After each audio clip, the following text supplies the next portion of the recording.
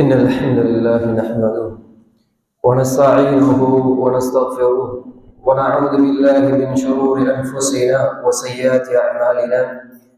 من يهده الله فلا مضل له ومن يضلله فلا هادي له.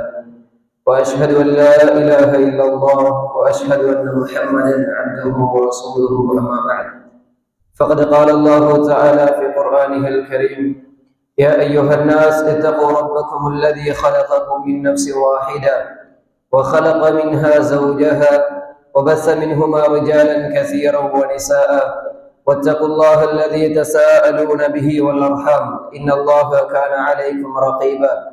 يا أيها الذين آمنوا اتقوا الله حق تقاته ولا تموتن إلا وأنتم مسلمون. يا أيها الذين آمنوا اتقوا الله وقولوا قولا سديدا يصلح لكم أعمالكم ويغفر لكم ذنوبكم، ومن يطع الله ورسوله فقد فاز فوزا عظيما. فإن أصدق الحديث كتاب الله، وخير الهدي هدي محمد صلى الله عليه وسلم، وشر الأمور محدثاتها، وكل محدثة بدعة، وكل بدعة ضلالة، وفي رواية وكل ضلالة في النار. வார்த்தைகளிலே மிக உண்மையான வார்த்தை அல்லாஹ்வுடைய வார்த்தை என்றும், நடைமுறையில் மிகச் சிறந்த நடைமுறை அருமை தூதர் ஸல்லல்லாஹு அலைஹி வஸல்லம் அவர்களுடைய நடைமுறை என்றும், விடயங்களில் கெட்டது, மார்க்கத்தில் புதுமைகள், அந்த புதுமைகள் எல்லாம் பித்அத்துகள், அந்த பித்அத்துகள் எல்லாம் வழிகேடுகள், அந்த வழிகேடுகளை யாரெல்லாம் இந்த உலகத்திலே வெறுத்து நடந்து வாழ்கிறார்களோ அவர்களை அவை நரகத்தின் வாழ்த்து செல்லும் என்ற அருமை தூதர் ஸல்லல்லாஹு அலைஹி வஸல்லம் அவர்களுடைய ஒவ்வொரு உரையின் முன்னாரம்பத்தை இந்த இடத்தில் எனக்கும் உங்களுக்கும் ஞாபகப்படுத்தியவனாய், அன்பார்ந்த இஸ்லாமிய உறவுகளே, கண்ணியத்திற்குரிய சகோதரர்களே, நானும் நீங்களும் இந்த உலகத்தில் வாழ்கின்ற காலம் பொழுதுகளில் எந்த இடத்திலும் எந்த நேரத்திலும் அல்லாஹு தஆலா அல் குர்ஆனில் சொல்லுகின்ற வலிபாசு தக்வா தஆலிக கைர், தக்குவாவுடைய ஆடை அதுவே ஒரு மனிதனுக்கு சிறந்த ஆடை என்று அல்லாஹு தஆலா சொல்லக்கூடிய அந்த இறையச்சம் என்கிற ஆடையை அணிந்தவர்களாக, அல்லாஹ்வை பயந்தவர்களாக வாழ வேண்டும் என்கின்ற அந்த வசியத்தோடு இன்றைய இந்த ஹுதுபாவிலே நம் சமூகம் பின்னோக்கி பயணிக்க வேண்டிய மிக முக்கியமான ஒரு தேவைப்பாட்டில் இருக்கிறது என்கின்ற அந்த தலைப்பில் ஒரு சில முக்கியமான விடயங்களை உங்களோடு பகிர்ந்து கொள்ளலாம் என்று ஆசைப்படுகிறேன். பொதுவாக உலகத்தில் வாழ்கின்ற நேரங்களில் முன்னோக்கி பயணிக்க வேண்டும் என்று மனிதன் ஆசைப்படுவான், முன்னேற வேண்டும், எதுவெல்லாம் நம்மை முன்னோக்கி இருக்கிறதோ அதையெல்லாம் அடைந்து கொள்ள வேண்டும் என்பதுதான் உலகத்தின் நியதி. உலகம் எப்பொழுதும் முன்னோக்கி பயணித்துக் கொண்டே இருக்கும். அலி இப்னு அபீ தாலிப் ரலியல்லாஹு அன்ஹு அவர்கள் சொன்னது போன்று, இந்த துன்யாவை பொறுத்தவரையில் அது முதுபிரா, அது பின்னோக்கி சென்று கொண்டே இருக்கும். ஆகிராவை பொறுத்தவரையில் முகுபிலா, அது உங்களை முன்னோக்கி வந்து கொண்டே இருக்கும். இதான் நியதி. அல்லாஹு தஆலா உலகத்தை அப்படித்தான் படைத்திருக்கிறான். அலி இப்னு அபீ தாலிப் ரலியல்லாஹு அன்ஹு அவர்கள் சொன்னார்கள், இந்த இரண்டுக்கும் அப்னாகள் இருக்கிறார்கள். உலகத்திற்கும் சில பிள்ளைகள் இருக்கிறார்கள், மறுமைக்கும் சில பிள்ளைகள் இருக்கிறார்கள். நீங்கள் எல்லாம் ஃபகூனு அப்னாஅல் ஆகிரா, மறுமையின் பிள்ளைகளாக ஆகிவிடுங்கள். ஆனால் வலா தகூனு அப்னாஅத் துன்யா, உலகத்தின் பிள்ளைகளாக ஆகிவிடாதீர்கள். அப்படி என்று ஒரு செய்தி சொன்னார்கள், மிக அழகிய செய்தி. இந்த இரண்டுக்கும் பிள்ளைகள் இருக்கிறார்கள். உலகத்திற்கு வாழ்கின்ற பிள்ளைகளும் இருக்கிறார்கள், மறுமைக்கு வாழ்கின்ற பிள்ளைகளும் இருக்கிறார்கள். நீங்கள் மறுமைக்கான பிள்ளைகளாக ஆகிவிடுங்கள் அப்படி என்று சொல்லிவிட்டு அலி இப்னு அபீ தாலிப் ரலியல்லாஹு அன்ஹு அவர்கள் சொன்னார்கள், இன்றைய நாள், இந்த நாளில் நீங்கள் அமல் செய்யலாம், வலா ஹிசாபுன், உங்களுக்கு கேள்வி கணக்கு கிடையாது. மறுமையை பொறுத்தவரையில் ஹிசாபுன் வலா அமல், கேள்வி கணக்கு மட்டும்தான் இருக்கிறது, அமல் கிடையாது அப்படி என்றார்கள். இன்றைய நாள் நீங்கள் எது செய்தாலும் அல்லாஹ் தஆலா உங்களை கேட்க மாட்டார், நீங்கள் செய்யலாம். ஆனால் மறுமையில் உங்களுக்கு செயற்பாடுகளுக்கு வாய்ப்பு இருக்காது, விசாரணைக்கு மட்டும்தான் வாய்ப்பு இருக்கிறது அப்படி என்று அலி இப்னு அபீ தாலிப் ரலியல்லாஹு அன்ஹு அவர்கள் மிக அழகிய ஒரு வார்த்தையை சொன்னார்கள். அப்படி என்றால் இந்த உலகம் இந்த உலகம் பின்னோக்கி பயணித்துக் கொண்டிருக்கிறது. நாம் மறுமையை முன்னோக்கி கொண்டிருக்கிறோம், மறுமைக்கான பிள்ளைகளாக ஆகிவிட வேண்டும். அப்படி என்றால் இந்த மறுமைக்கான பிள்ளைகளாக நானும் நீங்களும் ஆக வேண்டும் என்றால் நாம் ஒரு பிரயாணம் செய்ய வேண்டும். எப்படி தெரியுமா? வாழ்க்கையில் நாம் மறுமைக்குரியவர்களாக மாற வேண்டும் என்றால் நாம் அல்லாஹ்வுடைய தூதர் ஸல்லல்லாஹு அலைஹி வஸல்லம் அவருடைய காலத்திற்கு பயணித்து அங்கிருந்து வாழ்க்கை நெறிமுறைகளை எடுத்து வாழ வேண்டும். நீங்கள் உலகத்தில் முன்னோக்கித்தான் சென்று கொண்டிருப்பீர்கள் மறுமைகளை. அந்த மறுமையை அடைகிற நேரத்தில் உங்களுக்கு நிம்மதியான வாழ்க்கை கிடைக்கும் என்றால் உங்கள் பயணம் எப்படி இருக்க வேண்டும் தெரியுமா? பின்னோக்கிய பயணம். அங்கிருந்து எடுக்கப்பட்ட நெறிமுறைகள், அங்கிருந்து எடுக்கப்பட்ட வாழ்க்கை வழிமுறைகளை இன்றைய உலகத்தில் வாழ வேண்டும். இதான் அடிப்படை.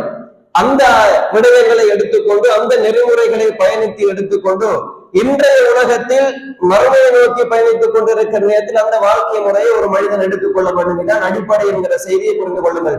அன்பின் இஸ்லாமிய அவர்களே, அப்படி என்றால் இந்த சமூகம் கிட்டத்தட்ட ஒரு 1400 வருடத்திற்கு முன்னால் பயணித்து அந்த தூதர் எப்படி வாழ்ந்தார் என்ற வாழ்க்கை வழிமுறையை பெற்றுக் கொள்ள வேண்டும்.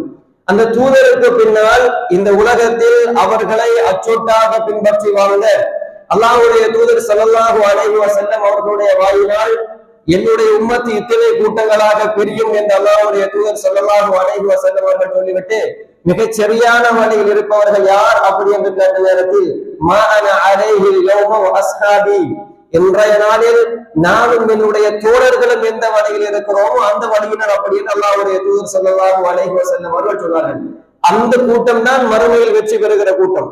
நாங்கள் அபுனாஉல் ஆஹிரா, மறுமையின் பிள்ளைகளாக ஆக வேண்டும் என்றால் அந்த தோழர்களும் அந்த தூதரும் இருந்த வழி நமக்கு முக்கியம் அப்படி என்கிற செய்தியை நாம் புரிந்து கொள்ள வேண்டும். அல்லாஹ்வுடைய தூதர் ஸல்லல்லாஹு அலைஹி வஸல்லம் அவர்கள் சொன்னார்கள், ഖൈറുல் குரூனி கர்னி, நூற்றாண்டுகளில் மிகச்சிறந்த நூற்றாண்டு நான் வாழ்கிற என்னுடைய நூற்றாண்டு. சும்மல்லதீன யலூனஹும் சும்மல்லதீன யலூனஹும், அதற்கு பின்னால் ஒரு நூற்றாண்டு, அதற்கு பின்னால் ஒரு நூற்றாண்டு. அல்லாஹ்வுடைய தூதர் அல் குரூன் அல் முஃபத்தலா, சிறப்பித்து சொன்ன நூற்றாண்டுகள் 3 நூற்றாண்டுகள் அல்லாஹ்வுடைய தூதருடைய நூற்றாண்டோடு சேர்த்து. எனவே அல்லாஹ்வுடைய தூதர் சிறப்பித்து சொன்ன அந்த நூற்றாண்டில் வாழ்ந்தவர்களுடைய வாழ்க்கை முறை நமக்கு அவசியம் என்கிற பகுதிகளை இந்த சமூகம் மிக கவனமாக என்ன செய்து கொள்ள வேண்டும், புரிந்து கொள்ள வேண்டும். அதற்கு பின்னால் ஒரு சில அறிஞர்கள் சொல்வார்கள், இந்த உலகத்தில் வந்த எல்லா நல்ல விடயங்களும் யார் கொண்டு வந்தது தெரியுமா? நல்ல விடயங்கள் மார்க்கத்தை சொல்லவில்லை, வாழ்க்கைக்கு மறுமைக்கு தேவையான ஒரு வாழ்க்கை முறையை கொண்டு வந்தவர்கள் எல்லாம் சலஃபுகள் அப்படி என்றார்கள். சலஃபுகள் என்றால் அல்லாஹ்வுடைய தூதர் ஸல்லல்லாஹு அலைஹி வஸல்லம் அவர்கள் சொன்ன அந்த சஹாபாக்கள் முதல் தரத்தில் வந்து விடுவார்கள். அதற்கு பின்னால் வந்த தாபிஊன்கள், தபஅ தாபிஊன்கள், அந்த 3 நூற்றாண்டுகளுக்கு வாழ்ந்தவர்களை சலஃபுகள் அப்படின்னு நாம் வரலாற்றிலே சொல்வோம். சலஃப என்றால் முன் சென்றவர்கள். அந்த வார்த்தையில் தப்பான வார்த்தை கிடையாது என்பதை நாம் என்ன செய்து கொள்ள வேண்டும், புரிந்து கொள்ள வேண்டும். அது பிழையான வார்த்தை கிடையாது. சலஃபுகள் அப்படி என்பது நமக்கு முன்னால் வந்தவர்கள் அப்படி என்பார்கள். அவர்கள் தான் இந்த உலகத்தின் நல்ல விடயங்களை, நல்ல வாழ்க்கை முறைகளை இந்த சமூகத்திற்கு கற்றுக் கொடுக்கிறார்கள். அல்லாஹ்வுடைய தூதரை தொட்டும் இந்த உலகத்தில் என்னென்ன இப்திதாஅல் வந்ததோ, என்னென்ன விதஅத்துக்கள் எல்லாம் வந்ததோ அதுவெல்லாம் ஹலஃபுகள் கொண்டு வந்தார்கள் அப்படி என்பார்கள். அவர்களுக்கு பின் வாழ்ந்தவர்களுடைய காலப்பகுதி 3 நூற்றாண்டுகளுக்கு பின்னால் தான் எல்லா விதமான செருகல்களும் இந்த மார்க்கத்திற்குள் வந்து புகுந்து கொண்டன அப்படி என்கிற செய்திகளை அறிஞர்கள் மிக அழகாக சொல்லுவதை என்ன செய்யலாம் பார்க்கலாம். எனவே அன்பின் இஸ்லாமிய உறவுகளே, இந்த சமூகம் நன்றாக புரிந்து கொள்ள வேண்டும். இது ஒரு முக்கியமான பகுதி. இந்த சமூகத்திற்கு இப்பொழுது அந்த வாழ்க்கை முறை மிக அவசியமான ஒன்றில் இருந்து கொண்டிருக்கிறோம். வேற எந்த ஒன்றும் கிடையாது. இன்றைய சமூகத்தின் போக்கும், இன்றைய சமூகத்தின் வாழ்க்கை முறையும், இன்றைய சமூகம் எடுத்துக் கொண்டிருக்கக்கூடிய ஒரு லைஃப் ஸ்டைலை பொறுத்தவரையில் வாழ்க்கை முறை இதுதான் என்று எடுத்துக்கொண்டு வாழ்கின்ற சமூகத்திற்கு கட்டாயம் தேவையான ஒரு பகுதி இந்த 3 நூற்றாண்டுகளில் வாழ்ந்தவர்களின் வாழ்க்கை முறையும், அன்றைய காலத்தில் வாழ்ந்த ஆண்களின் வாழ்க்கை முறையும், அந்த காலத்தில் வாழ்ந்த பெண்களின் வாழ்க்கை முறை இன்றைய சமூகத்திற்கு மிக அவசியம் என்பதை புரிந்து கொள்ள வேண்டும். மார்க்க அடிப்படையிலும் தான், உலக அடிப்படையிலும் தான், இரண்டிலும் அவர்களுடைய வாழ்க்கை முறை இன்றைய சமூகத்திற்கு மிக முக்கியம் என்கிற பகுதியை நாம் மிக பிரதானமாக என்ன செய்து கொள்ள வேண்டும், உணர்ந்து கொள்ள வேண்டும். இன்றைய சமூகத்தில் மிக பிரதானமான ஒரு தாக்கம் என்னவென்றால், இந்த நூற்றாண்டுகள் எல்லாம் வாழ்க்கை வரலாறுகள் எல்லாம் யாருக்கும் இல்லை, மிக பெரிதாக தெரியாது. நான் உங்களுக்கு நிறைய இடங்கள் ஞாபகப்படுத்துவேன்.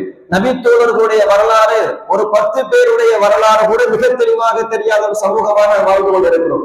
அவர்கள் சலஃபுகள், மிகச் சிறந்த மனிதர்கள், அவர்களை பற்றிய செய்தி நமக்கு தெரியாது. தாபிஊன்களுடைய ஒரு 10 பேருடைய பேர் நமக்கு இதுவரைக்கும் தெரியாது.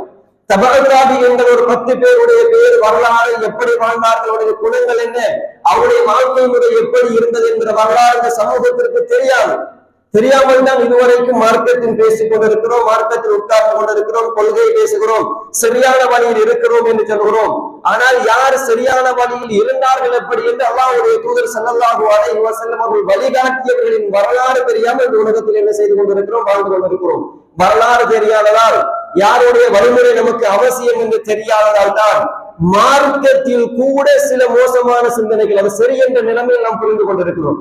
சில மிம்பர் மேடைகளும் கூட, சில பயான் நிகழ்ச்சிகளும் கூட இப்படிப்பட்ட பிழையான சிந்தனைகளால் தாக்கப்பட்டு பேசப்படுகிற நிலைமைகள் இந்த சமூகத்தில் உருவாகிய காரணம் என்ன தெரியுமா? அன்றைய வரலாறும் அன்றைய வாழ்க்கை முறையும் இன்றைய சமூகம் படிக்க மறந்ததுதான் என்கிற பகுதியை நானும் நீங்களும் மிக தெளிவாக என்ன செய்து கொள்ள வேண்டும். இரண்டு இஸ்லாமிய உறவுகளை புரிந்து கொள்ள வேண்டும். அந்த அடிப்படையில் உங்களுக்கு இன்றைய இந்த குத்துபாவிலே ஒரு 2 செய்திகள் சொல்லி காட்டுகிறேன். ஒன்று, நாம் கொள்கை பேசுகிறோம் என்கிற அடிப்படையில் இந்த உலகத்தில் வாழ்ந்து கொண்டிருக்கிறோம். அப்படித்தான் எண்ணம். நாம் எல்லாம் சரியான வழியில் இருக்கிறோம், நமக்கெல்லாம் அல்லாஹ் நேரான வழியில் என்ன செய்திருக்கிறார், காட்டியிருக்கிறார், அப்படி என்று சொல்கிறோம். இன்றைய சமூகத்திலே ஒவ்வொரு கொள்கைகளும் ஒவ்வொரு பெயர்களில் அடையாளப்படுத்தப்பட்டிருக்கிறது. முஸ்லிம் தான், ஆனா நமக்குள்ளும் சில பிரிவுகள் என்ன செய்கின்றது, இருக்கின்றது. ஒவ்வொரு பிரிவுகளுக்கும் ஒவ்வொரு பெயர். இந்த பெயரில் எந்த பெயரில் இருப்பவர்கள் சரி அப்படி என்கிற ஒரு மிகப்பெரும் கேள்வி சமூகத்தில் என்ன செய்கிறது, இருக்கிறது. ஒரு காலத்தில் இதுதான் சரி அப்படி என்று வாழ்வீர்கள். அதற்கு பின்னால் ஒரு சரியான கொள்கை வந்தது, அதை என்ன செய்து கொண்டோம், எடுத்துக் கொண்டோம். இப்பொழுது காலப்போக்கில் எப்படி ஆகிறது என்று சொன்னால், எல்லாம் ஒன்றுதான் அப்படி என்கிற சிந்தனை என்ன செய்கிறது, மனிதனிடத்தில் வருகிறது. அதையே பிரித்து பார்ப்பதற்கு எல்லோரும் ஒன்றுதானே அப்படி என்கிற சிந்தனையில் மனிதன் தாக்கப்பட்டு வாழ்கிற நிலைமையும் இன்றைய நம்ம சமூகத்தில் என்ன செய்திருக்கிறது, ஊடுருவி இருப்பதை என்ன செய்யலாம், அன்பின் இஸ்லாமியர்களே நாம் கவனிக்கலாம். ஏன் நாம் பள்ளிகளாக பிரிந்தோம் அப்படி என்கிற ஒரு கேள்வியும் இருக்கிறது. ஏற்கனவே ஒரு பள்ளிவாசலில் தொழுது கொண்டுதானே ஒரு சாதாரணமாக சில விடயங்களை சொல்கிறேன், ஏன் என்று உங்களுக்கு புரியும். நாம் ஆரம்பமாக ஒரு பள்ளிவாசல் தானே இருந்தது, ஏன் நாம் இப்படி பிரிந்து வந்தோம் அப்படி என்கிற ஒரு கேள்வி என்ன செய்கிறது, இன்னும் இருக்கிறது. ஏன் நாம் பிரிய வேண்டும்? பிரிவு அப்படி என்பது என்னவென்று சொன்னால், நீங்கள் யோசித்து விடக்கூடாது இது பிழையான சிந்தனை என்று. பிரிவு எல்லா இடத்திலும் பிழை கிடையாது. சில இடங்களில் பிரிவு சரியானது என்பதை நாம் என்ன செய்து கொள்ள வேண்டும், புரிந்து கொள்ள வேண்டும். பிரிந்து செல்வதென்பது, பிரிவதென்பது நம் பார்வைக்கு ஒரு கெட்ட வார்த்தை போன்று பிழையான வார்த்தை போன்று தெரிந்தாலும் பிரிவு என்பது எல்லா இடங்களிலும் பிழை கிடையாது. சில இடங்களில் பிரிவு என்பது சரியான வார்த்தை என்பதை நாம் என்ன செய்து கொள்ள வேண்டும், புரிந்து கொள்ள. உதாரணத்திற்கு, கோபம் அப்படி என்பது கெட்ட குணம் அப்படி என்றுதான் எல்லோருக்கும் தெரியும். சில இடத்தில் கோபப்படுவது நல்லது, சில இடங்களில் கோபப்படுவது என்ன, நல்ல குணம். வெட்கம் என்பது நல்ல குணம் அப்படி என்றுதான் வைத்திருக்கிறோம். சில இடங்களில் தேவையில்லாமல் வெட்கப்படுவது என்பது அந்த இடத்தில் அது பிழையான குணம்.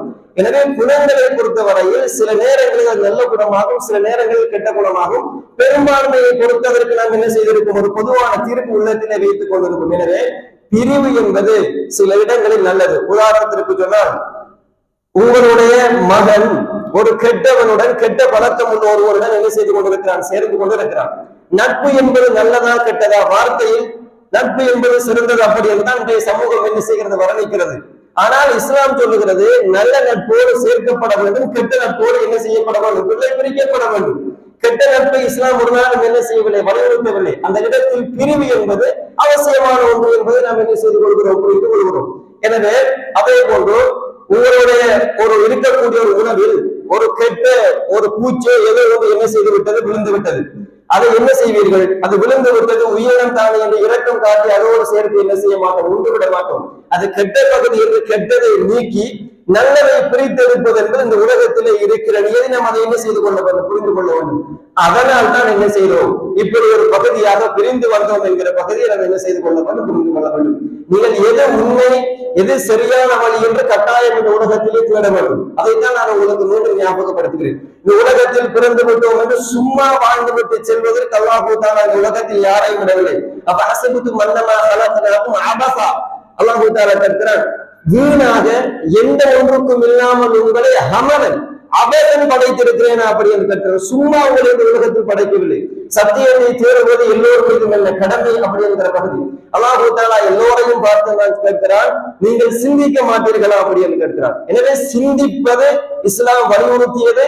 சிந்திக்கிற நேரத்தில் எது சரி எது பிழை என்பது இந்த சமூகம் என்ன செய்து கொள்ளலாம், புரிந்து கொள்ளலாம் என்கிற பகுதி. எனவே நான் என்ன சொல்ல வருகிறேன் அப்படி என்றால், கொள்கை நாம் நம் சமூகத்தில் அடையாளப்படுத்தி இருப்பது தௌஹீத் அப்படி என்கிற பெயரில் என்ன செய்யப்பட்டிருக்கிறோம், அடையாளப்படுத்தப்பட்டிருக்கிறோம். அல்லாஹ்வுடைய தூதர் ஸல்லல்லாஹு அலைஹி வஸல்லம் அவருடைய காலத்தில் அல்லாஹ்வுடைய தூதர் தௌஹீத் அப்படி என்ற ஒரு அமைப்பை அல்லாஹ்வுடைய தூதர் என்ன செய்யவில்லை, அப்படி அல்லாஹ்வுடைய தூதர் உருவாக்கவில்லை. இன்றைய சமூகத்தில் நாம் அப்படி அடையாளப்படுத்தப்பட்ட காரணம் என்னவென்றால் அல்லாஹ்வுடைய தூதர் சொன்னதும் சஹாபாக்கள் அந்த வாழ்க்கையில் வாழ்ந்தார்கள், தாபிஈன்கள் எந்த வாழ்க்கையில் வாழ்ந்தார்களோ அந்த வாழ்க்கையை சொல்லுகிற நேரத்தில் நமக்கு அப்படி ஒரு பேர் என்ன செய்யப்பட்டது, சொல்லப்பட்டது நாமே ஒழிய அல்லாஹ்வுடைய தூதர் அந்த பேரை வைத்து வாழ்ந்தது கிடையாது. தௌஹீத் என்பது ஒருமைப்படுத்தல், அல்லாஹ் ஒருவன் என்று இந்த உலகத்தில் சொல்லுதல், ஒருமைப்படுத்தி வாழ்தல் என்பதுதான். எனவே அந்த கொள்கையை சொல்லுகிற நேரத்தில் இன்றைய சமூகத்தில் அப்படிப்பட்ட ஒரு பேர் வைக்கப்பட்டது. அப்படி ஒரு பேர் தான் வைக்கப்பட்டதை ஒழிய தௌஹீத் என்பது நமக்கான கொள்கை கிடையாது. அதற்குள் என்ன சொல்லுகிறோமோ அதுதான் கொள்கை என்கிற பகுதியை நாம் என்ன செய்து கொள்ள வேண்டும், புரிந்து கொள்ள வேண்டும். அந்த பெயரை எடுப்பதில் எங்களுக்கு எந்த ஒரு பிரச்சனையும் கிடையாது. அந்த பெயரால் அதற்குள் நாம் என்ன சொல்லுகிறோம் என்ற அந்த கருப்பொருள் தான் எங்களுக்கு முக்கியம். நீங்கள் எந்த பெயரை வேண்டுமானாலும் என்ன செய்து கொள்ளலாம், நமக்கு சொல்லிக் கொள்ளலாம். அந்த கருப்பொருள் ஒரு நாளும் என்ன செய்யக்கூடாது, பேருக்கான போராட்டமாக இல்லாமல் நம் உள்ளுக்கு என்ன சொல்கிறோம் அப்படிங்கிற அந்த பகுதிக்குத்தான் எங்களுடைய பேச்சும் எங்களுடைய போராட்டமும் இருக்க வேண்டும் அப்படிங்கிற பகுதியை நாம் என்ன செய்து கொள்ள வேண்டும். இரண்டு இஸ்லாமிய உறவுகளை புரிந்து கொள்ள வேண்டும். எனவே அல்லாஹ்வுடைய தூதர் ஸல்லல்லாஹு அலைஹி வஸல்லம் மார்க்கமாக காட்டிய அல் குர்ஆனிலும் சஹீஹான ஹதீஸ்களிலும் அந்த ஹதீஸ்களை சஹாபாக்கள் எப்படி புரிந்து கொண்டார்கள் என்கின்ற அந்த பகுதிகளோடு அந்த புரிதலோடு பயணிக்க வந்தோம். அந்த பயணத்திற்கு தடையாக இருக்கிற நேரத்தில் இப்படி ஒரு நிலைமை ஏற்பட்டதை ஒழிய பிரிவினை கிடையாது, வேண்டும் என்றே பிரித்தது ஒரு சிந்தனை கிடையாது என்கிற பகுதியை நாம் என்ன செய்து கொள்ள வேண்டும், புரிந்து கொள்ள வேண்டும். அல்லாஹ் தஆலா அல் குர்ஆனில் சொல்கிறான், வஅத்தஸிமு பிஹப்லில்லாஹி ஜமீஆ, அல்லாஹ்வுடைய கயிற்றை நீங்கள் அனைவரும் பற்றி பிடித்துக் கொள்ளுங்கள். இந்த கயிற்றை பற்றி பிடிப்பதற்கான போராட்டம் தான் அது.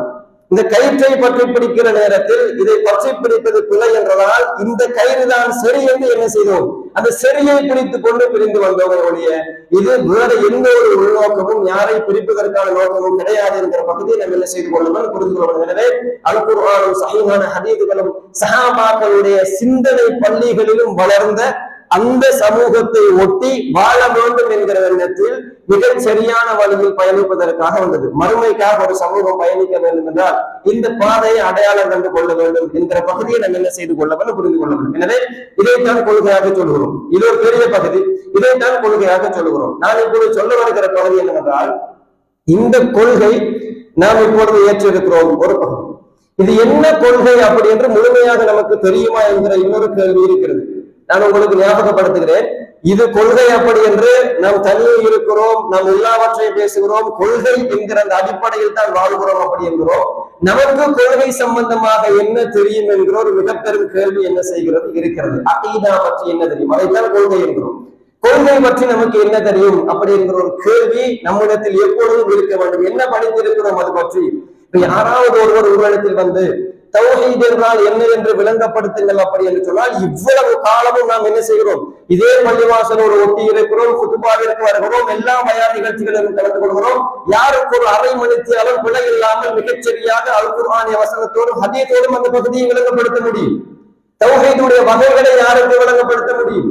அல்லாஹ்வை பற்றி பேச சொன்னால் அல்லாஹ் எப்படிப்பட்டவன், அவனை எப்படி ஈமான் கொள்ள வேண்டும் என்பதை மிக தெளிவான அறிவோடு ஒரு சமூகத்திற்கு எத்தி வைக்கிற நிலைமை நம்மிடத்தில் இருக்கிறதா? சரி, எத்தி வைக்காவிட்டாலும் அதை பற்றி ஒரு முழுமையான அறிவு இடத்தில் இருக்கிறதா என்கிற திருப்தி இருக்கிறதா என்கிற பகுதியை நாம் என்ன செய்து கொள்ள வேண்டும், பார்க்க வேண்டும். கொள்கை அப்படி என்று வாயினால் மாத்திரம் பேசினால் போதாது. நான் அதைத்தான் சொன்னேன், பேரை வைத்துக் கொண்டு போராட்டம் ஒரு நாளும் தேவையில்லை. நமக்கு அந்த கொள்கை என்ன என்கிற கருப்பொருள் நம் ஒவ்வொருவருக்கும் தெரிந்திருக்க வேண்டும். அதற்கான அழைப்பு தான் நம் வாழ்க்கையில் என்ன செய்ய வேண்டும், இருக்க வேண்டும். எனவே நான் ஏன் உங்களை அல்லாஹ்வுடைய தூதருடைய காலத்திற்கும் சஹாபாக்களுடைய காலத்திற்கும் பயணிக்க சொன்னேன் அப்படி என்றால் இந்த செய்தி நம் கொள்கை பேசக்கூடிய சகோதரர்களுக்கு, வெளியில் உள்ள சகோதரர்களுக்கு அல்ல. ஏன் பயணிக்க சொன்னேன் அப்படி என்றால் நீங்கள் கொள்கை என்று சொல்லுகிற அந்த பகுதி என்னவென்பதை நீங்கள் கட்டாயம் என்ன செய்ய வேண்டும், படிக்க வேண்டும். அந்த கொள்கையை மிக தெளிவாக படிப்பதற்கு நீங்கள் அல்லாஹ்வுடைய தூதருடைய சஹாபாக்களுடைய தாபிஈன்களுடைய பகுதிக்கு என்ன செய்ய வேண்டும், பயணிக்க வேண்டும் என்கிற பகுதி என்ன செய்து கொள்ளுங்கள், புரிந்து கொள்ளுங்கள். ஏன் தெரியுமா? நான் ஒரு செய்தியை உங்களுக்கு ஞாபகப்படுத்துகிறேன். கொள்கை அப்படி என்றவுடன் நாம் தௌஹீத் அப்படி என்கிற பெயரில் கொள்கை அப்படி என்றவுடன் நமக்கு ஆரம்ப காலத்தில் ஞாபகம் வந்த ஒரு செய்தி என்னவென்றால் ஷிர்க்குக்கு எதிராக போராடினோம், பித்ஆவுக்கு எதிராக போராடினோம். இன்னும் சில போராட்டங்களும் நம்மிடத்தில் என்ன செய்தது இருந்தது. நம்மை அடையாளப்படுத்திக் கொள்வதற்கு நாம் என்ன செய்வோம், நம்மை அடையாளம் எப்படி படுத்தினார்கள், நாம் செய்வதை விட நம்மை அடையாளப்படுத்தப்பட்ட இன்னும் சில செய்திகள் இருக்கின்றன. அவர் அந்த கொள்கை என்றால் நெஞ்சில் தான் என்ன செய்வார், தக்பீர் கட்டுவார் அப்படி என்று அடையாளப்படுத்த நமக்கு தரப்பட்டது. அந்த கொள்கை என்றால் அவர் விரல் அசைப்பார் அப்படி என்ற ஒரு செய்தி நமக்கு என்ன செய்யப்பட்டது. ஆரம்ப வரலாறுகளை எடுத்து பார்த்தால் இவர்கள் எல்லாம் தௌஹீத் கொள்கை உள்ளவர்கள், விரல் அசைப்பவர்கள். நம்ம அடையாளப்படுத்தப்பட்டது அப்படித்தான். நாம் சொன்னது மிக பிரதானமான பகுதி ஷிர்கையும் பித்அத்தையும் பற்றி மிகச்சரியான வழியில் பயணிக்க வேண்டும் என்று. ஆனால் நம்மை அடையாளப்படுத்தப்பட்டது இந்த பகுதிகளை கொண்டுதான் என்கிற பகுதிகளை வரலாறை படிக்கிற நேரத்தில் என்ன செய்து கொள்ளலாம், புரிந்து கொள்ளலாம். என் அன்பு இஸ்லாமிய உறவுகளை புரிந்து கொள்ளுங்கள்.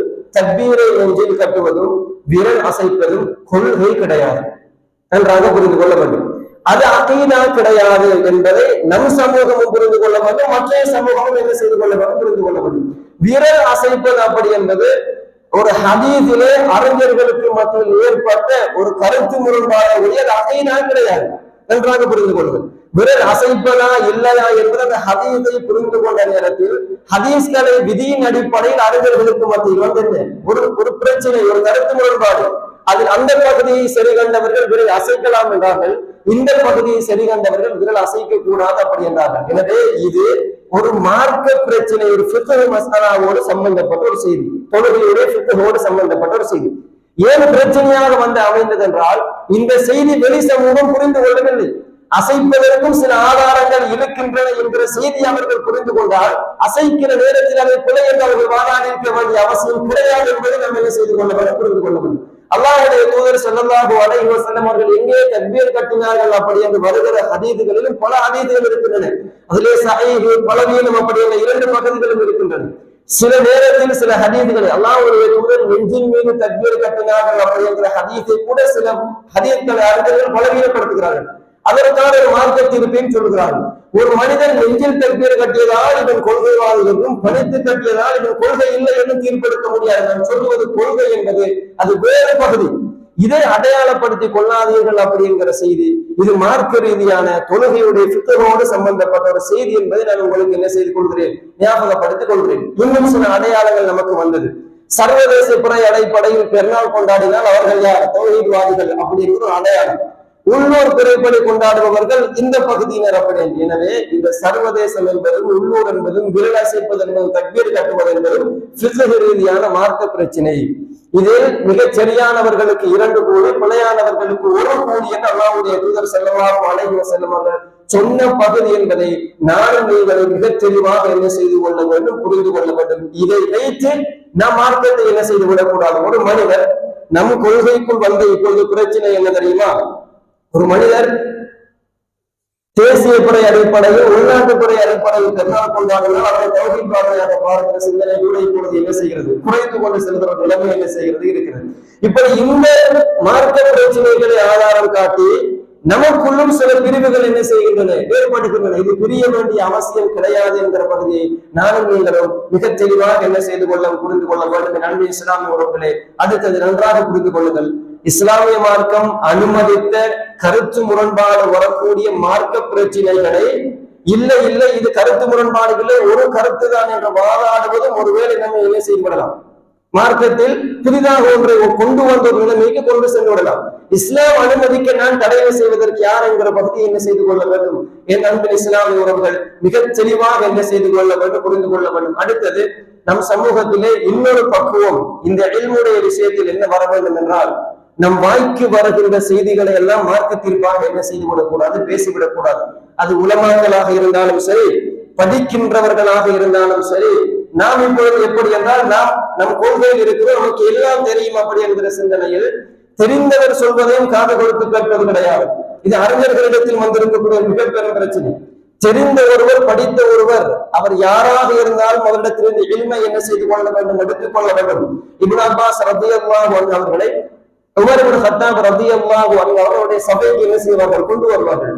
சில சஹாபாக்கள் சொன்னார்கள், எங்களுக்கும் பிள்ளைகள் இருக்கிறார்கள் அவரை போன்று அப்படி என்று சொன்னார்கள். இப்ப உமர் இப்னு கத்தாப் ரலியல்லாஹு அன்ஹு அவர்கள் அந்த நேரத்தில் தான் இதா ஜாஅ நஸ்ருல்லாஹி வல் ஃபத்ஹ் என்கிற அந்த அத்தியாயத்தை ஓதி காண்பித்து இது எந்த விடயத்தில் இறக்கப்பட்டது அப்படி என்று தெரியுமா என்று கேட்கிறார்கள். மற்ற சஹாபாக்கள் எல்லாம் மக்கா வெற்றி அப்படி இப்படி என்று சொல்கிறார்கள். இப்னு அப்பாஸ் ரலியல்லாஹு அன்ஹு அவர்கள் சொல்கிறார்கள், இது அல்லாஹ்வுடைய தூதர் ஸல்லல்லாஹு அலைஹி வஸல்லமுடைய மரணத்தை சொல்லுகிற அத்தியாயம் அப்படி என்கிறார்கள். எனவே அறிவு என்பது யாரிடம் இருந்து வந்தாலும் எடுத்துக் கொள்கிற மனோநிலையும் பக்குவமும் நமக்கு என்ன செய்ய வேண்டும் வர வேண்டும். நான் எனக்கு தெரிந்ததுதான் சரி, நான் கொடுப்பதுதான் மார்க்க தீர்ப்பு என்கிற அடிப்படையில் இந்த சமூகம் பயணிக்க கூடாது என்கிற பகுதியை நானும் நீங்களும் புரிந்து கொள்ளப்படும். உங்களுக்கு ஒரு செய்தி சொல்கிறேன் பாருங்கள். அப்துல்லாஹ் இப்னு மஸ்ஊத், உஸ்மான் இப்னு அப்துல்லாஹ் இப்னு மஸ்ஊத் ரலியல்லாஹு அன்ஹு அவர்கள் அவருடைய காலத்தில் அவரிடம் ஒரு மார்க்க பிரச்சனை வருகிறது. நீங்கள் அப்துல்லாஹ் இப்னு மஸ்ஊத் ரலியல்லாஹு அன்ஹு அவர்கள் சஹாபாக்களில் ஃபகீஹ் என்று வர்ணிக்கப்பட்டவர்கள், மிகப்பெரும் அறிவாளி. அன்றைய காலங்களில் சஹாபாக்களுடைய காலங்களில் இப்படிப்பட்ட மார்க்க பிரச்சனைகள் வருகிற நேரத்தில் தேடி சென்று தீர்ப்பெடுக்கக்கூடிய சஹாபாக்களில் மிக முக்கியமானவராக அப்துல்லாஹ் இப்னு மஸ்ஊத் ரலியல்லாஹு அன்ஹு அவர்கள் இருந்த செய்தி பார்க்கலாம். அல்லாஹ்வுடைய தூதர் ஸல்லல்லாஹு அலைஹி வஸல்லம் அவர்கள் நீங்கள் அறிவால் நிரப்பப்பட்ட பை அப்படி என்று அப்துல்லாஹ் இப்னு மஸ்ஊத் ரலியல்லாஹு அன்ஹு அவர்களுக்கு சொன்னார்கள். அப்படிப்பட்ட ஒரு நபித்தோழர் அவரிடத்தில் ஒரு மார்க்க பிரச்சனை வருகிறது. நான் உங்களுக்கு சொல்லுவது என்னவென்றால், மார்க்கத்தில் உங்களுடைய நாவுகளுக்கு ஏற்றால் போல் உங்களுடைய வாய்க்கு ஏற்றால் போல் மார்க்கத்திற்கு ஒன்றாலும் கொடுத்து விடாதீர்கள். அமைதியாக இருங்கள், அதற்கு சரியான தீர்ப்பு உங்களிடத்தில் வந்து சேரும் வரைக்கும். அப்துல்லாஹ் இப்னு மஸ்ஊத் ரலியல்லாஹு அன்ஹு இடத்தில் ஒரு பெண் வருகிறார். அந்த பெண்ணுடைய கணவன் என்ன செய்து விட்டார்? மரணித்து விட்டார். மரணித்ததன் பின்னால் அப்துல்லாஹ் இப்னு மஸ்ஊத் ரலியல்லாஹு அன்ஹு இடத்தில் வருகிறார். கணவன் எப்படி மரணிக்கிறார் அப்படி என்று சொன்னால், உங்களுக்கு இவ்வளவுதான் மகர் என்கிற தொகையை அவர் நிர்ணயிக்காமலே மரணித்து விட்டார். இப்ப எனக்கு என்ன மார்க்க தீர்ப்பு அப்படி என்று கேட்டு அப்துல்லாஹ் இப்னு மஸ்ஊத் ரலியல்லாஹு அன்ஹு அவர்களுக்கு அந்த பெண் வருகிறார். அப்ப அந்த நேரத்தில் அப்துல்லாஹ் இப்னு மஸ்ஊத் ரலியல்லாஹு அன்ஹு அவர்களுக்கு இது பற்றி அல்லாஹ்வுடைய தூதர் என்ன மார்க்க தீர்ப்பு கொடுத்திருக்கிறார்கள் அப்படி என்று தெரியாது. அப்துல்லாஹ் இப்னு மஸ்ஊத் சொல்கிறார்கள், லம் அர ரசூலுல்லாஹி ஸல்லல்லாஹு அலைஹி வஸல்லம் யக்தி ஃபீ தாலிக. இப்படி ஒரு விஷயத்தில் அல்லாஹ்வுடைய தூதர் மார்க்க தீர்ப்பு கொடுத்ததாக நான் என்ன செய்யவில்லை, பார்க்கவில்லை அப்படி என்று அதற்கு மார்க்க தீர்ப்பு சொல்லவில்லை. அதற்கு அவர் மார்க்க தீர்ப்பு அந்த இடத்தில் சொல்லவில்லை. அப்ப அந்த பெண்மணி ஃபக்தலஃபு அலைஹி ஷஹ்ரன் வ அலஹு, கிட்டத்தட்ட ஒரு மாத காலம் இப்னு மஸ்ஊத் இடத்தில் என்ன செய்கிறார்கள், வந்து செல்கிறார்கள். அந்த மார்க்க தீர்ப்பை கேட்டு ஒரு மாத காலம். இவ்வளவுக்கும் யார் என்று கேட்டால் அவர் ஃபுகஹாவு ஸஹாபாக்களில் ஒருவர். ஒரு மாத காலம் அவரிடத்தில் மார்க்க தீர்ப்பு கேட்டு வந்து கொண்டே இருக்கிறார். அப்துல்லாஹ் இப்னு மஸ்ஊத் மார்க்க தீர்ப்பு கொடுக்கவில்லை. காரணம், அல்லாஹ்வுடைய தூதர் எப்படி தீர்ப்பு கொடுத்திருக்கிறார்கள் அப்படி என்று அவர் என்ன செய்து கொண்டிருக்கிறார், தேடிக்கொண்டிருக்கிறார், கிடைக்கவில்லை.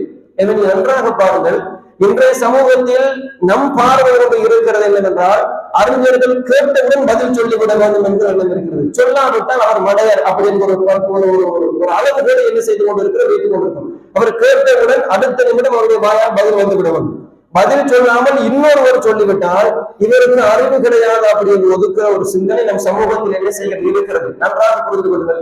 கேட்டவுடன் அடிக்கடி உங்களுக்கு பதில் சொல்லிக் கொண்டே இருக்கிறார் அப்படி என்றால் தெரியாது என்கிற வார்த்தை செல்லாமல் கொஞ்சம் கவனமாக அந்த அறிஞர்களை நம்ம என்ன செய்ய வேண்டும், கையாள வேண்டும். அறிவுள்ளவர்கள் இருக்கிறார்கள், ஆனாலும் கேட்கிறதற்கெல்லாம் தொடர்ச்சியாக பதில் சொல்லிக் கொண்டே இருக்கிறார். ஒன்றை கூட பார்க்க வேண்டும், நான் இது பற்றி இன்னும் ஆய்வு செய்ய வேண்டும், இது பற்றி ஒரு சந்தேகம் இருக்கிறது, ஒரு வாயினால் வருவதே கிடையாது என்று சொன்னால் அவர்களுக்கு கொஞ்சம் கவனமாக இருந்து கொள்ளுங்கள். பார்த்து சொல்லுகிறேன் அப்படி என்றால் கொஞ்சம் நம்பிக்கை வைக்கலாம். அவருக்கு தெரியாது என்பதை வெட்கப்படாமல் என்ன செய்கிறார், அந்த இடத்தில் ஒத்துக்கொள்கிறார். இப்னு மஸ்ஊத் ரலியல்லாஹு அன்ஹு ஒத்துக்கொண்டது போல.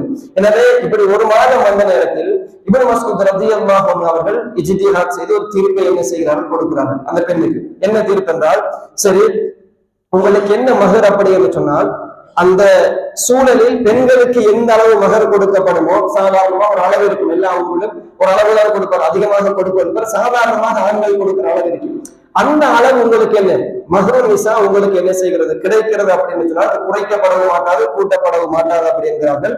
அதே போல நீங்கள் என்ன செய்ய வேண்டும், இத்தா இருக்க வேண்டும் அப்படின்னு சொன்னார்கள். உங்களுக்கு மீராசும் இருக்கிறது, வாரிசுரிமையும் இருக்கிறது கணவனுடைய என்று இந்த மூன்று செய்தியும் சொல்லி அனுப்புகிறார்கள். அந்த இடத்தில் மஅகருடைய யஸார் ரலியல்லாஹு அன்ஹு அவர்கள் இருக்கிறார்கள்.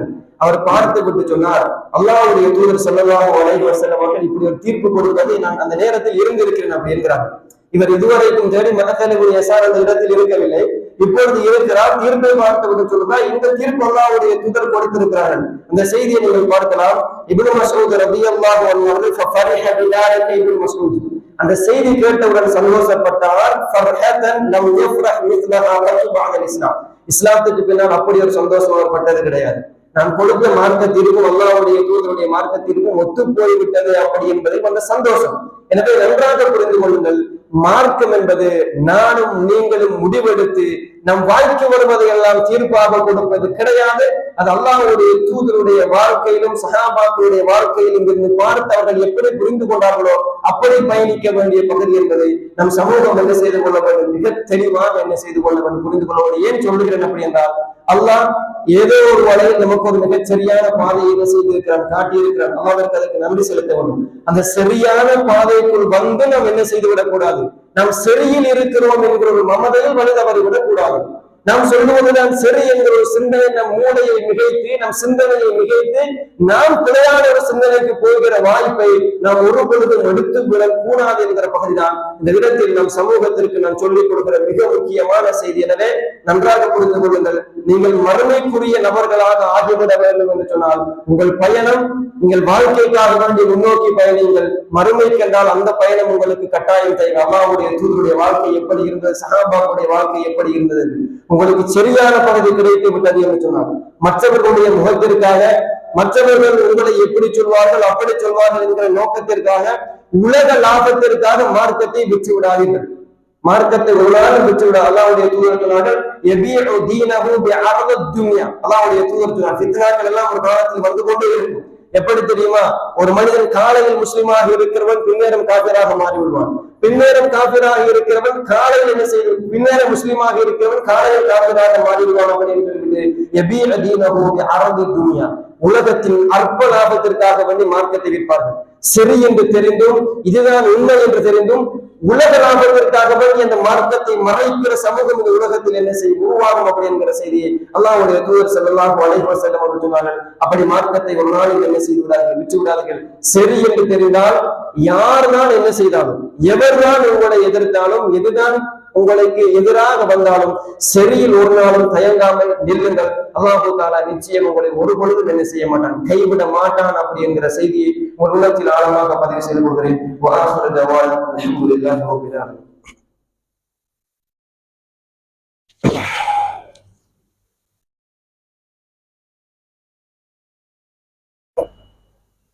அல்ஹம்துலில்லாஹி ரப்பில் ஆலமீன். வஸ்ஸலாத்து வஸ்ஸலாமு அலா சய்யிதினா முஹம்மதின் وآله وصحبه أجمعين أما بعد.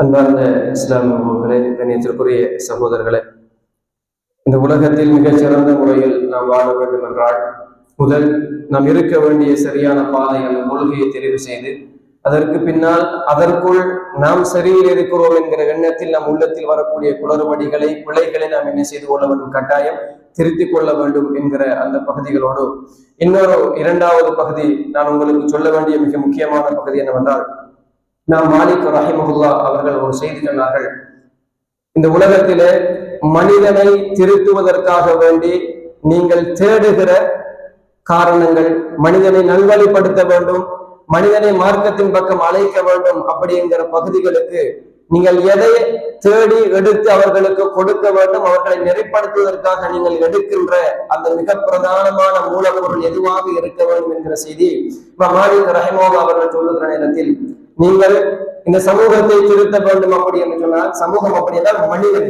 மனித உள்ளத்தை, மனிதர்களை நேர்வழிப்படுத்த வேண்டும் என்றால் நீங்கள் எடுக்க வேண்டிய பகுதி என்ன தெரியுமா, அல்லாஹ்வுடைய தூதருடைய காலத்தில் வாழ்ந்த சஹாபாக்கள் எதன் மூலம் மனம் திரும்பினார்களோ, எதன் மூலம் அவருடைய உள்ளம் மாற்றப்பட்டதோ அந்த ஆயுதத்தை உங்கள் கையில் எடுத்துக் கொள்ளுங்கள் அப்படி என்கிறார். என்ன தெரியுமா, அவர் அழகான வார்த்தை சொல்கிறார், இந்த உம்மத்துடைய ஆரம்ப பகுதி எதன் மூலம் சிறப்பு பெற்றதோ, இந்த இந்த உம்மத்தின் ஆரம்ப பகுதியின் உள்ளம் எப்படி சரி பெற்றதோ, அதற்கு அவர்கள் எதை பயன்படுத்தினார்களோ அந்த ஒன்றுதான் இந்த உம்மத்தின் கடைசி பகுதியை என்ன செய்யும், நேர்வழிப்படுத்தும். நீங்கள் எடுத்து பார்த்தால் அல் குர்ஆனும் சுன்னாவும் தான் அந்த சமூகத்தை நேர்வழிப்படுத்தியது, அந்த சமூகத்தின் உள்ளத்தை மாற்றியது, இந்த உலகத்தில் மிகச்சிறந்த மனிதர்களாக நல்லுள்ளம் கொண்டவர்களாக வாழ வைத்தது. அவர்களை நீங்கள் எந்த துறையில் எடுத்துக்கொண்டாலும், உங்களுக்கு குடும்ப வாழ்க்கை எடுத்துக்கொண்டாலும், வியாபாரத்தில் எடுத்துக்கொண்டாலும், கல்வியில் எடுத்துக்கொண்டாலும், நல்லொழுக்கத்தில் எடுத்துக்கொண்டாலும், கொள்கை பிடிப்பில் எடுத்துக்கொண்டாலும், எல்லாவற்றும் நீங்கள் அவர்களை என்ன செய்யலாம், மிக அழகான வாழ்க்கை உள்ளவர்களாக பார்க்கணும். சஹாபாக்களை பாருங்கள், மென்மையும் கடுமையும் ஒன்று சேர்ந்த மனிதர்கள் சஹாபாக்கள், நீங்க நன்றாக பார்க்கலாம். அப்படி ஒரு சமூகத்தை தான் அல்லாஹ்வுடைய தூதர் ஸல்லல்லாஹு அலைஹி வஸல்லம் நெறிப்படுத்தினார்கள். மார்க்கம் அப்படி என்று வந்தால், உறுதி அப்படி என்று வந்தால், கொள்கை அப்படி என்று வந்தால் அது மிக திடகாத்திரமாக கடுமையான நிலையாக இருப்பார்கள். மற்ற உலக காரியங்கள், மனிதர்கள், மென்மை, மற்றவர்களின் உணர்வுகளை மதித்தல் அப்படி என்று வந்தால் அது சஹாபாக்கள் மிக மென்மையாக என்ன செய்வார்கள், இருப்பார்கள். இது நபித்தோழர்கள் எடுத்திருந்த மிகச் சிறந்த பண்பு. அல்லாஹ்வுடைய தூதர் அப்படித்தான் என்ன செய்தார்கள், வளர்த்தெடுத்தார்கள் அப்படிங்கிற போது இன்றைய சமூகத்தில் கொள்கையில் அவ்வளவு பிடிப்பு கிடையாது. மனித உணர்வுகளை சிதைப்பதில் கடும் உணர்வுகளோடு சமூகம் என்ன செய்து கொண்டிருக்கிறது, வாழ்ந்து கொண்டிருக்கிறது. எனவே இந்த இரண்டு நல்ல பண்புகளும் சஹாபாக்களிடத்தில் இருந்ததை நம்ம என்ன செய்யலாம் பார்க்கலாம். உங்கள் உள்ளம் நெறிப்படுத்தப்பட வேண்டும் என்றால், உங்கள் வாழ்க்கைக்கு இந்த உலகத்திற்கு என்ன அடிப்படைகள் தேவையோ, உலகத்தை நோக்காக கொண்டு சொல்லவில்லை, மறுமை நோக்காக வாழ்வதற்கு, உங்களுக்கு சந்தோஷம் ஏற்படுவதற்கு இந்த உலகத்தோடு இணைத்து என்ன வாழ்க்கை உங்களுடைய உள்ளத்திற்கு தேவையோ அவை அனைத்தும் அல் குர்ஆனிலும் சுன்னாவிலும் மிக தெளிவாக இருக்கிறது. அதற்கு நீங்கள் வேற எந்த விதத்தையும் நோக்கி செல்ல தேவையில்லை என்கிற பகுதியை நாம் மிக தெளிவாக என்ன செய்து கொள்ள வேண்டும், புரிந்து கொள்ள வேண்டும்.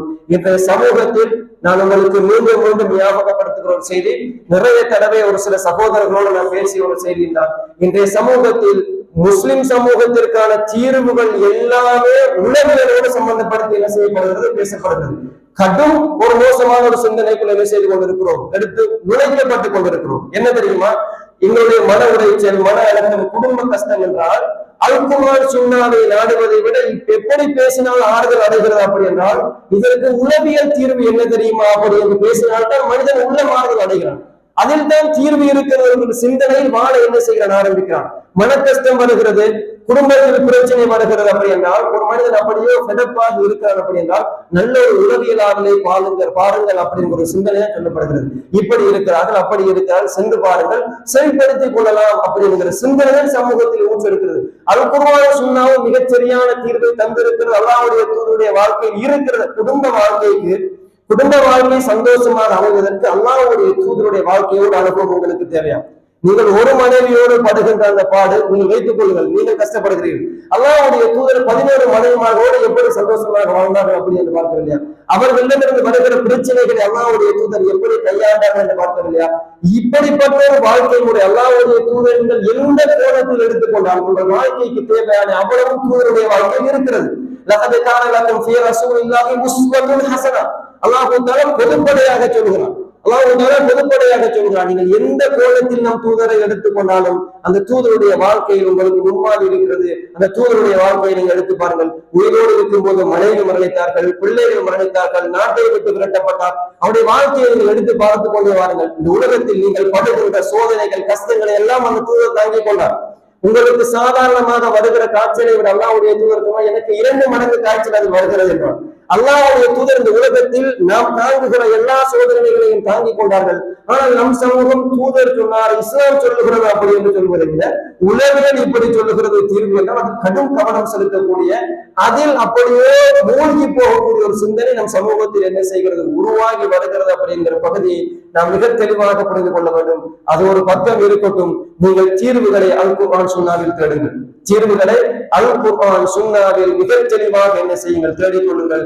நிச்சயம் அதிலே அல்லாஹ்வுடைய தூதர் ஸல்லல்லாஹு அலைஹி வஸல்லம் அதற்கான தீர்வையும் வழிகாட்டல்களை நமக்கு தந்து இருப்பார்கள். இந்த சிந்தனைக்குள் நுழைய இதை உருவாக்கியதெல்லாம் மேற்கு கலாச்சாரம். அவனுடைய வாழ்க்கைக்கு தேவையான நிம்மதி அவனுக்கு கிடைக்கவில்லை. நம்மளை போன்ற ஒரு வழிகாட்டல் அவனுக்கு இருக்கவில்லை. அல் குர்ஆன் சுன்னா இருக்கவில்லை. அவன் கஷ்டப்படுகிற நேரத்தில் உள்ள அமைதிக்கு தேடினால் ஒன்றும் கிடைக்கவில்லை. உளவியல் என்கிற துறையை உருவாக்கி அதை வளர்ச்சி அடைய செய்தான். இன்றைய சமூகம் இப்படி ஒரு அழகான வாக்கிய முறையை வைத்துக் கொண்டு அதற்குள் என்ன செய்து கொண்டிருக்கிறது, மூழ்கிக் கொண்டிருப்பதை நாம் என்ன செய்யலாம் பார்க்கலாம். அது எல்லாவற்றையும் ஒதுக்கி விடுங்கள். வழிகாட்டலை அல் குர்ஆன் சுன்னாவில் இருந்து எடுங்கள். உங்களுடைய இந்த உலக வாழ்க்கை சிறப்பாகும், உங்களுடைய உள்ளம் சிறப்பாகும், உங்களுடைய உலக வாழ்க்கை சிறப்பாகும். நீங்கள் அதற்குத்தான் சொன்னேன், மார்க்க ரீதியாக சிறந்த அகீதாவில் நீங்கள் இருப்பதற்கு நீங்கள் பின்னோக்கி பயணிக்க வேண்டிய தேவை இருக்கிறது. இந்த உலக வாழ்க்கையை சிறப்பாக பிரச்சனை இல்லாமல் சந்தோஷத்தோடு கொண்டு செல்வதற்கும் நீங்கள் பின்னோக்கி பயணிக்க வேண்டிய ஒரு தேவை உங்களுக்கு இருக்கிறது. அதை பிடித்துக் கொண்டு இந்த உலகத்தோடு என்ன செய்யுங்கள், பயணிகள். நிச்சயம் உங்களுக்கு வெற்றி இருக்கிறது. வல்லவர் ரப்புல் ஆலமீன் அந்த எண்ணத்தோடும் அந்த கூட்டம் இந்த உலகத்தில் எப்படி வாழ்ந்தார்களோ, நேர்வழியில் வாழ்ந்த சஹாபாக்கள் எப்படி வாழ்ந்தார்களோ அந்த சிந்தனையோடு வாழ்ந்து மரணிப்பதற்கு வல்லவர் ரப்புல் ஆலமீன் எனக்கும் உங்களுக்கும் அன்புரிவானாக. வஆஹிரு தஅவானா அல்ஹம்துலில்லாஹி ரப்பில் ஆலமீன். ஹாதா மா இன்தி வல் இல்மு இன்தல்லாஹ். ரப்பனா தகப்பல் மின்னா.